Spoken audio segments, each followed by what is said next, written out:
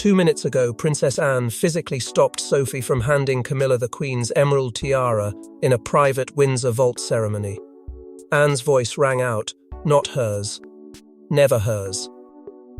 Sophie froze, Camilla stepped back, and the room went deathly silent. This isn't a polite disagreement. This is the hardest working royal publicly blocking the Queen Consort from claiming the late Queen's most sacred jewel. Tonight we reveal the hidden war over the tiara and why it may tear the monarchy apart forever. Before we go deeper into what this really means for the royal family, make sure to subscribe so you don't miss a single update.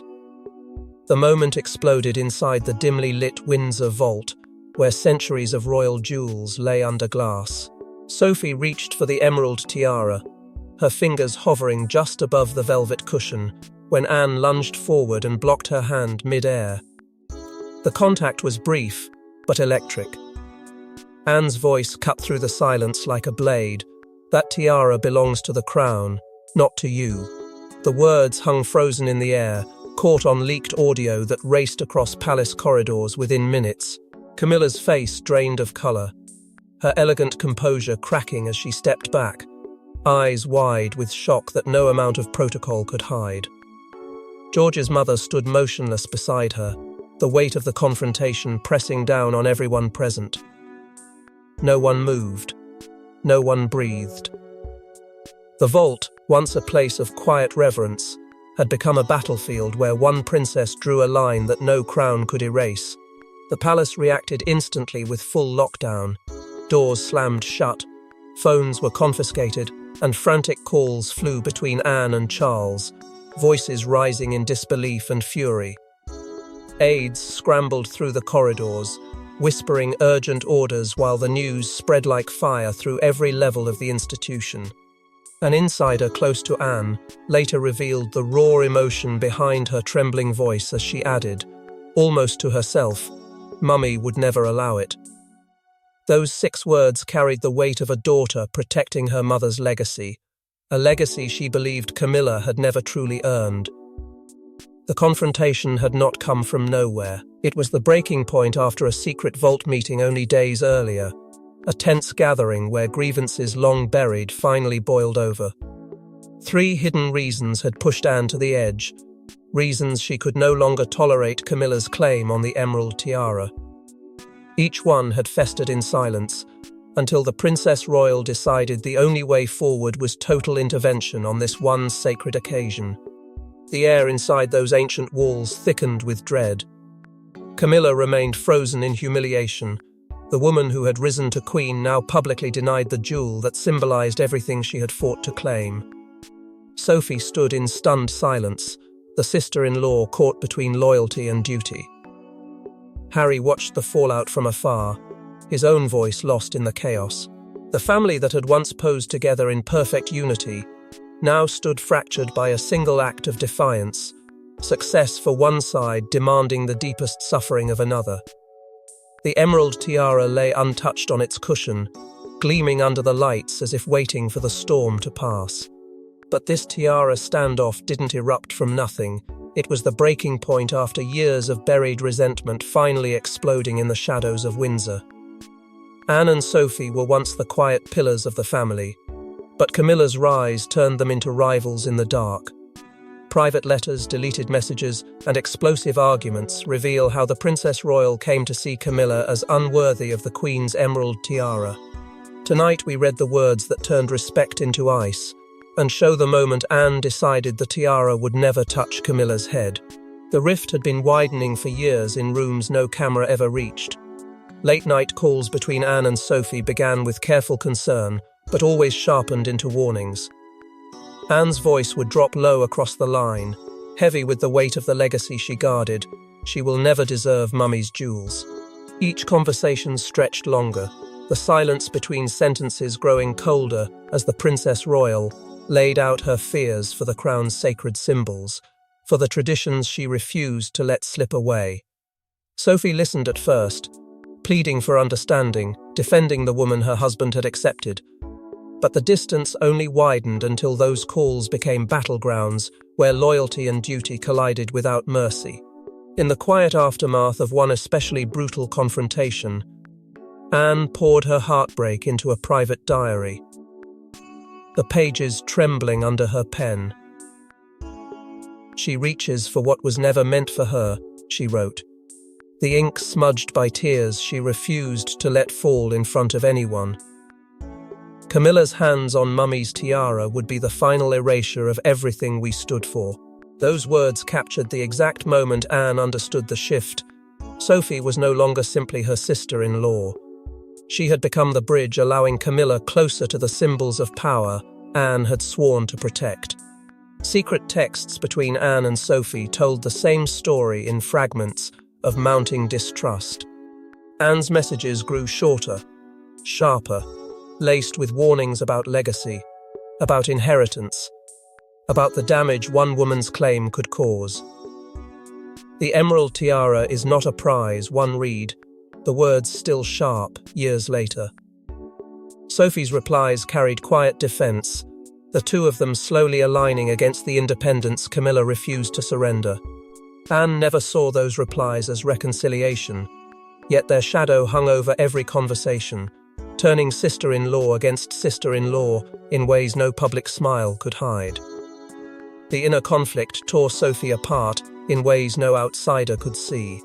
She loved her husband with a fierceness that defined her, yet the pull of Anne's vision and the late Queen's memory refused to release its grip. Nights became battles within her own heart, loyalty to Edward, clashing against loyalty to the woman who had become her closest ally in the family. Success in one direction meant suffering in the other, and the weight of that choice slowly crushed the joy out of her. Then came the unsent letter Anne wrote but never delivered, the one that still shocks with its venom.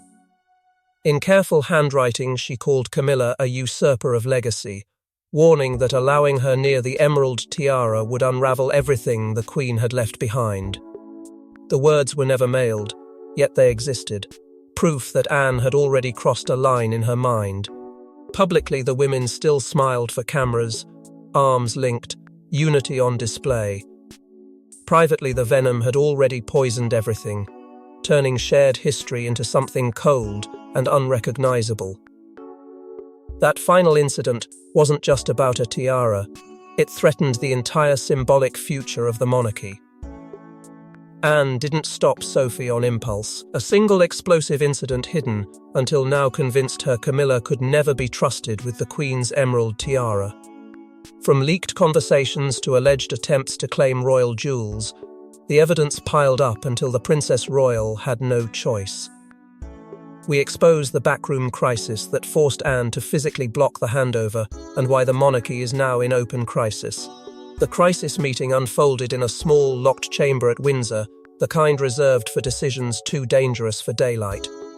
Anne sat at the head of the table, face carved from stone, and declared with quiet finality, "The tiara stays locked away." No raised voice, no visible anger, just the calm certainty of a woman who had weighed every consequence and found no other path. The table held a thin stack of sealed files, each one a testament to boundaries crossed and trust eroded. 3 specific threats stared back at her in black and white. First, leaked conversations where Camilla allegedly discussed the emerald tiara as rightfully hers now, words that felt like quiet theft to Anne. Second, documented attempts to influence the vault's access protocols, moves that subtly shifted control toward the current reign while sidelining the Queen's intended legacy. Third, the most dangerous of all subtle suggestions that the tiara could be worn at upcoming state events to modernize the monarchy's image, changes that threatened the sacred symbolism Anne had sworn to protect. Sophie felt the emotional toll most acutely, caught in the merciless crossfire between her loyalty to Edward and the family she had tried to hold together. She pushed hardest for Camilla to wear the tiara in private conversations, voice low and urgent, convinced that allowing it would signal unity at the monarchy's core. Yet every time she spoke, the strain showed in her eyes, a woman torn between devotion to her husband and the quiet grief of watching the legacy fracture further. The contrast was brutal. Success for the current reign demanded the deepest suffering of those she had once hoped to embrace. Secret recordings surfaced next, fragments of conversations where Camilla allegedly discussed the emerald tiara with quiet insistence. The words were measured, almost reasonable on the surface, yet they carried an edge that made Anne's blood run cold. She spoke of shaping the crown's image, of ensuring continuity through influence, phrases that sounded like guidance to her, but sounded like overreach to the Princess Royal. An insider who had witnessed Anne's breaking point finally spoke, voice thick with regret as he recounted the moment her composure cracked. She read the transcripts and said, "Not hers. Never hers," the witness remembered. Not angry, just certain. Like she had seen the end of something she could never get back. That certainty turned grief into cold decision, the kind that leaves no room for negotiation. Anne maintained her calm public face through every appearance that followed, every wave steady, every smile measured, while the fury burned inside like a slow fire no one else could see. The contrast was excruciating. A princess protecting the Queen's legacy at the cost of family harmony, success forged from personal ruin. The block had been forged in shadows, but its execution would be far crueler than anyone could have predicted. The execution of that block was colder than anyone imagined, and it left the entire family in stunned silence. Anne stepped forward and physically blocked Sophie's hand from the emerald tiara. Camilla's face froze in humiliation as Anne's voice cut through, "Not today. Not ever." Sophie recoiled, Charles looked away, and the vault went deathly quiet. Tonight we replay the exact seconds that publicly denied Camilla the Queen's most sacred jewel, and why it broke something inside the family forever. The moment unfolded in merciless clarity inside the Windsor vault. Camilla's conversation stopped mid-sentence, her smile locking in place as Anne's hand intercepted Sophie's reach with unyielding force. Frame by frame, the confrontation reveals itself in brutal detail, Camilla's eyes darting first in confusion, then in dawning horror, mouth parting slightly as the reality sank in. She glanced desperately toward Charles across the room, searching for rescue, but he remained seated, face unreadable, offering no intervention. Anne's cold reply sliced through the silence. "This is Mummy's legacy, not yours." The words landed like a final verdict, spoken with quiet steel that carried the weight of decades of devotion. No one moved. No one breathed. The Queen Consort stood exposed, her dignity visibly fracturing with each second she remained in the vault. Denied the jewel she had apparently believed would one day be hers, Sophie recoiled as though struck, her hand dropping to her side. The sister-in-law caught between loyalty to her husband and the fury of the Princess Royal. Her private devastation leaked through a close friend who later shared the hushed aftermath. Tears in a quiet room, hands pressed to her face, the whispered question, how could she do this? The pain was intimate and merciless. Sophie had stepped into this family believing she could bridge divides, only to watch that hope shattered by a single act of defiance. The contrast burned. A woman who once carried quiet grace now witnessed the legacy she had tried to honor torn apart in front of her. Harry's inner rage turned to crushing grief from afar. He watched the leaked audio alone, fists clenched until his knuckles whitened, the fire that had fueled his defense collapsing inward until it consumed him. Rage flared hot at Anne, at the crown, at the silence that answered every plea, then crumbled into sorrow so deep it stole his breath. The man who had once stood tall against armies now sat hunched. The brother who had once been unbreakable now visibly broken by the same family that raised him.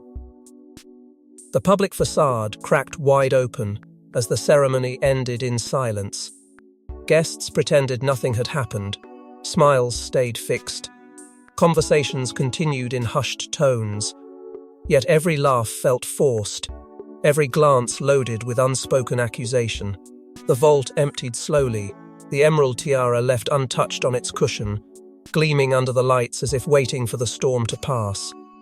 The family that had once gathered in perfect unity now stood fractured by a single act of protection, success for one side demanding the deepest suffering of another. Yet even this total denial carried a deeper shadow, one that reached back into wounds no one had dared name aloud. That ghost of the late Queen wasn't just in Anne's mind, it haunted the entire family more than anyone knew. Anne saw Camilla as the echo of everything that once diminished the Queen's legacy. New documents reveal private notes where she compared their influence and decided the emerald tiara could never be hers. The historian exposes the comparisons that turned loyalty into permanent exclusion, and why Camilla was left utterly humiliated. The historian's hands shook as he lifted the private notes Anne had written in the dead of night, pages filled with a daughter's trembling handwriting that no one outside the inner circle had ever seen. In careful, pained script, Anne had linked Camilla to unworthy claimants, women she believed had exploited the late Queen's vulnerability and left her isolated in the very institution meant to protect her. She exerts the same quiet force, one entry read, the ink heavy with old grief, the same smiles that draw people in, the same shadows that swallow them whole. Each line dripped with unresolved trauma, the kind that turns protective love into something colder, harder, more final. The historian read them aloud, voice cracking under the weight, and the room seemed to grow smaller, the air thicker, as if the Queen herself were listening from the shadows. Then came the letter, the one that tied Camilla to past threats in a way that still steals breath. The historian unfolded it slowly, letting every sentence land like a fresh wound. Anne had written it after a sleepless night, pouring out the fear that history was repeating itself with the emerald tiara. Camilla reaches for what was never meant for her, she confessed on the page, and I will not let her diminish Mummy's memory the way others tried before. Camilla had never seen those words, yet when they finally reached her through the revelations, the impact left her utterly humiliated. The woman who had risen to Queen now stood, exposed as the one Anne had long viewed as a threat to the very jewels that symbolized everything the late Queen had left behind. Specific moments rose from the documents like knives. Camilla's confident suggestions about wearing the tiara at state events, her subtle guidance on how it could modernize the monarchy's image, even the way she leaned in during family gatherings, all allegedly triggered Anne's deepest protective instincts, reminding her of the quiet pressures that once eroded the Queen's authority. Each time Sophie rushed to defend Camilla, the words fell on deaf ears. She is not her, Sophie pleaded in reconstructed conversations, voice raw with desperation. But Anne only shook her head, eyes distant, haunted by memories no amount of loyalty could erase. The defense crumbled under the weight of unresolved grief, leaving Camilla more isolated than ever before. The guilt that haunted Anne afterward was merciless. She sat alone in the days after the confrontation, staring at old photographs of her mother wearing the emerald tiara, tears she refused to let anyone see finally breaking free. Success for the legacy now demanded the deepest suffering of the woman married to her brother, and that bargain tore at her in ways no crown could ever heal. Yet she held firm, convinced that protecting the Queen's memory meant sacrificing the harmony she could no longer afford. Camilla's quiet influence had finally met its limit. Subtle comments in private settings, gentle reminders of past pain, all pushed Anne toward the decision that would humiliate her in the vault. Her words planted seeds that grew into the block, turning personal memory into institutional necessity. The ghost of the late Queen now darkened every jewel, whispering through every decision and every silence. With the Queen's shadow darkening every jewel, Anne took one final irreversible step. The block didn't stop at one ceremony. Anne ordered the emerald tiara permanently locked away from Camilla. Fresh leaks show the order extends to all future events, all future claims, anything bearing the Queen's personal jewels. We reveal the exact document, and the moment Camilla realized Anne had erased her from the legacy. The monarchy is now in open crisis. The lockdown order arrived like a sentence handed down in the dead of night. A single page slipped under Camilla's door at Clarence House, with the royal seal that once promised inclusion now delivering exclusion. Its wording was brutal, clinical, merciless, effective immediately and in perpetuity. Queen Camilla is prohibited from any access to, claim upon, or display of the late Queen's emerald tiara or any associated personal jewels, including but not limited to all future state events, private family gatherings, charitable appearances, and any occasion bearing the insignia or authority of the crown. The language left no air to breathe, no loophole to grasp. 3 specific future events vanished in that one stroke, each one carrying the weight of memories Camilla had once hoped to share. The state banquet where she had envisioned wearing the tiara to symbolize continuity, now forbidden. The private family Christmas where she had quietly planned to pass it to the next generation, erased. Even the charitable gala tied to the Queen's favourite causes, the ordinary moments that bind legacies, stripped away as though she had never belonged. Each loss felt personal, a piece of her role ripped away by the sister-in-law who had once called her family. Camilla read the document with trembling hands, her breath catching on the final clause that sealed everything. She tried to negotiate in frantic, desperate calls that followed, voice raw with urgency, begging Anne for even 5 minutes to explain, to plead, to find some middle ground that might spare at least the symbolic connection. Each attempt was met with cold silence or a single clipped reply from an aide. The decision is final. Rejection after rejection piled on until Camilla's frantic efforts collapsed into silence. She sat staring at the paper, shoulders shaking, the breakdown coming fast and merciless as the reality sank in the Princess Royal had erased her from the legacy, and no amount of influence could undo it. Palace staff moved in panic as copies circulated through secure channels. Aides whispered in corridors, deleting messages, locking files, faces pale with the realization that the order had just torn the family in two. Phones buzzed non-stop with damage control orders, while the institution that once prided itself on unity now fractured under the weight of one princess's resolve. Anne maintained her cold resolve through every appearance that followed, every wave steady, every smile measured, while the family around her fractured in real time. She showed no hesitation, no flicker of doubt, only the unyielding certainty that protecting the Queen's memory meant sacrificing the harmony she could no longer afford. The contrast was excruciating. Success for the legacy demanded the deepest suffering of the woman married to her brother, and that bargain left the entire monarchy trembling on the edge.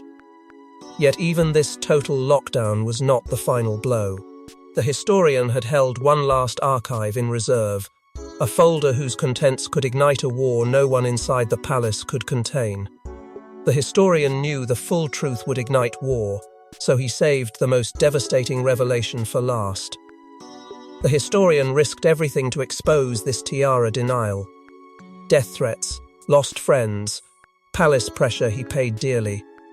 Tonight we learn the personal cost and the one unforgivable secret that forced Anne's hand.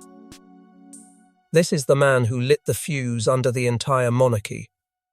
In his final interview, the historian sat under dim light, shoulders heavy with the burden he had carried alone for years.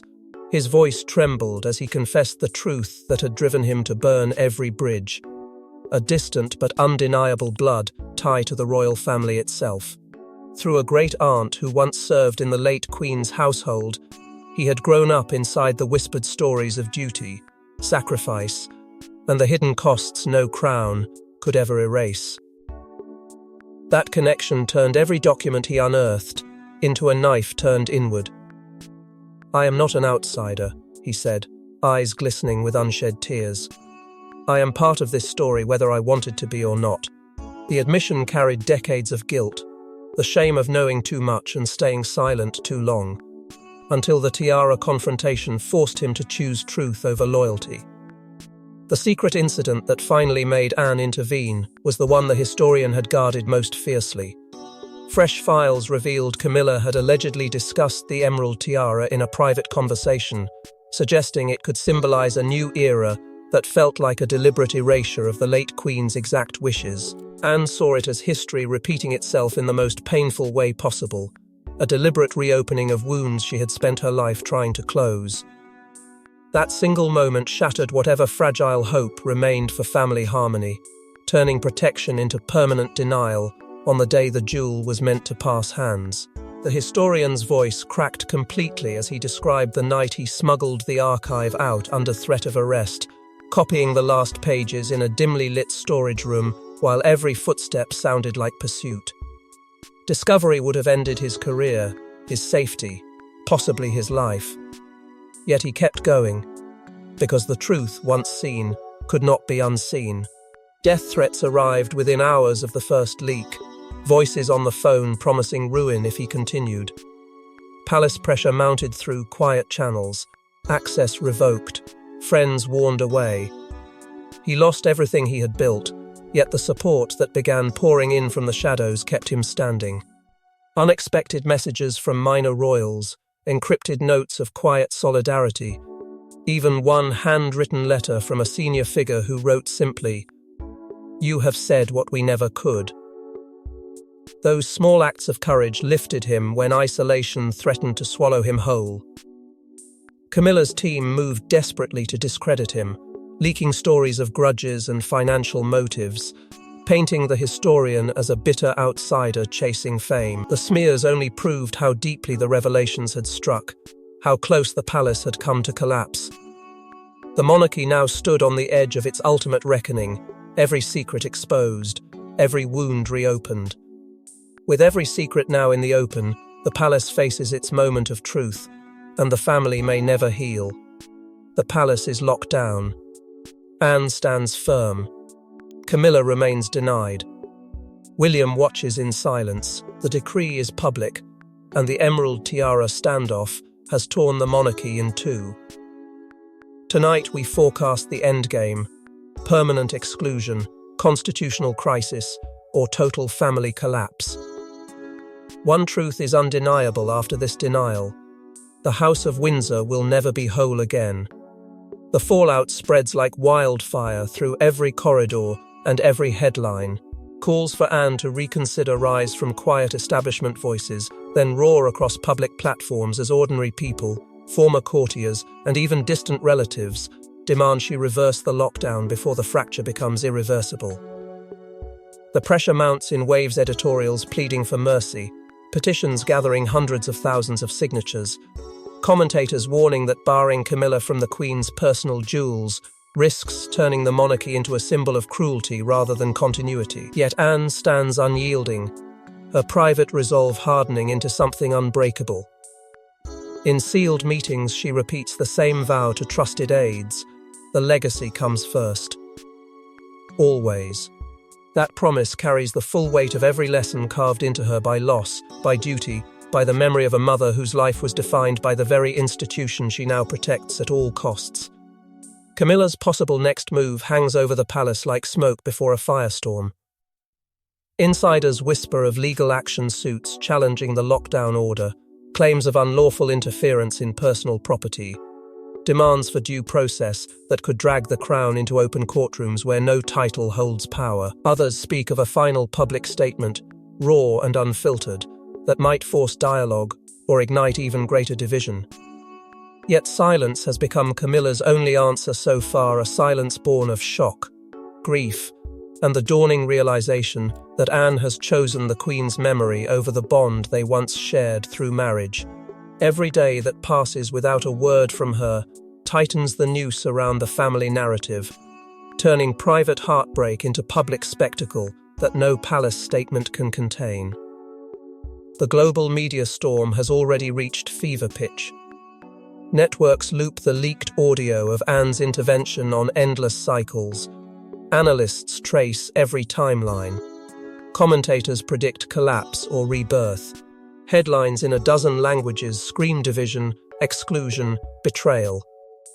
The story has grown larger than the monarchy itself, feeding a hunger for truth that no official denial can satisfy. Possible legal challenges loom over the Tiara lockdown, legal teams already circling, arguing precedent, inheritance rights, The limits of royal prerogative. Each case could force the crown into humiliating disclosures, exposing internal documents, private conversations, wounds no one intended to show the world. In the midst of the chaos arrives one last, fragile plea for reconciliation. An emotional letter from a senior royal identity, shielded but pain unmistakable, circulates quietly among family members. The words tremble with desperation. "We have already lost so much. Do not let us lose each other." It begs Anne to reconsider, Camilla to forgive, the family to remember the love that once held them together through every storm. Yet even as the letter spreads, its hope feels thin against the weight of accumulated betrayals. Success for the legacy now rests on the deepest suffering of the woman married to the king, and that bargain leaves scars no apology can heal. The historian delivers his closing warning with quiet, unshakable certainty: legacy always costs blood. Those 5 words land like a final verdict, summing up the brutal truth that has divided sisters-in-law, humiliated a queen, and fractured a dynasty. Anne's vow to protect the Queen's memory echoes through the silence, while Camilla's continued exclusion speaks louder than any statement ever could. The screen holds on Anne and Camilla, one resolute, one denied, their faces frozen in the moment everything changed. Then darkness falls, leaving only 4 stark words burning white against the void, the throne divided. Thanks for watching. Please don't forget to like and subscribe, and we will see you in next one.